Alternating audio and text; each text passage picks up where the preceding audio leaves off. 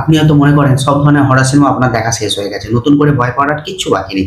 কিন্তু এই নতুন সিনেমার মাত্র 10 মিনিটের ডেন্টিস্টের দৃশ্যটা আপনার এই ধারণা কিন্তু এক চোখে বদলে দিতে পারে। আজকে কোনো সাধারণ রিভিউ একেবারেই কিন্তু হতে যাচ্ছে না। সোজা কথা আমি বলবো, এই সিনেমাটা দেখার পর রাতে একা ঘুমাতে ভয় আপনাকে সত্যিই করবে, নাকি পুরো বিষয়টা শুধুই প্রচারের আলো। Welcome back to Cinedeep. চলুন রাত বাড়ার আগে আসল সত্যটা জেনে নিই। গল্পের মূলে আছে জেমা। জেমা একটা সাধারণ মেয়ে। সে একটা অদৃশ্য দুনিয়া সহজেই দেখতে পেয়ে যায়, যাকে বলা হয় দ্য ফার্দার, যেখানে সব ক্ষতিকারক আত্মা আর ভয়ঙ্কর ডেমন্সরা সুযোগের খোঁজে মুখিয়ে থাকে, যাতে এই সত্যি দুনিয়া, এই আসল দুনিয়ায় তারা ঢুকে পড়তে পারে। সিনেমার আগের পার্টগুলোর সাথে এর কিছু সিক্রেট কানেকশন খুব সুন্দরভাবে রাখা হয়েছে, যা দেখলে আপনাকে নিশ্চয়ই ভালো লাগবে।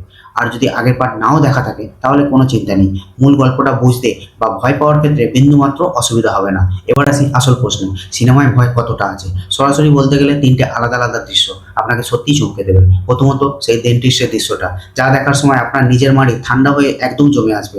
দ্বিতীয়ত বালিশের ভেতরের দৃশ্যটা, যা দেখার পর রাতে ঘুমানোর আগে আপনি অন্তত একবার হলেও নিজের বালিশ চেক করতে বাধ্য হবেন। আর 3 নম্বরে সেই ভয়ঙ্কর কুকুরের আনপ্রেডিক্টেবল মুভমেন্টটা, কোনো বানানো ড্রামা না রেখে নিখুঁত টাইমিংয়ে ভয় দেখানোর কাজটা এই সিনেমায় খুব সুন্দরভাবে দেখানো হয়েছে। এবার টপিক থেকে একটু বাইরে বেরিয়ে আপনাদের কাছে একটা রিকোয়েস্ট, আপনারা কিন্তু আমার ভিডিও দেখেন, লাইক করেন, কমেন্টও করেন, কিন্তু যখনই সাবস্ক্রাইব করতে হয় তখনই চলে যান কেন? একটু যদি সাবস্ক্রাইব করে এই ভাইটাকে সাপোর্ট করেন, কি এমন অসুবিধা হবে? আপনাদের কাছে একটা রিকোয়েস্ট, প্লিজ সাবস্ক্রাইব করে দিন, আমার চ্যানেলটাকে সাপোর্ট করুন। এবার আসি মেন টপিকে।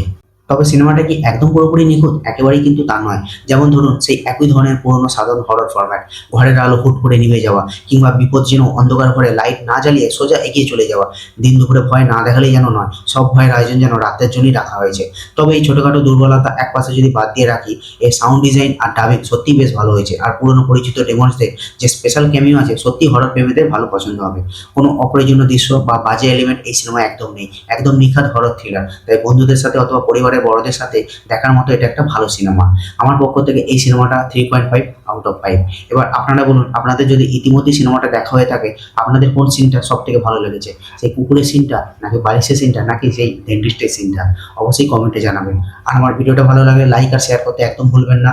আর আমার চ্যানেলে নতুন হলে অবশ্যই সাবস্ক্রাইব করে এই ভাইটাকে সাপোর্ট করবেন। দেখা হবে পরের কোনো এক ভিডিওতে। ভালো থাকবে, সুস্থ থাকবে। জয় হিন্দ, বন্দে মাতরম।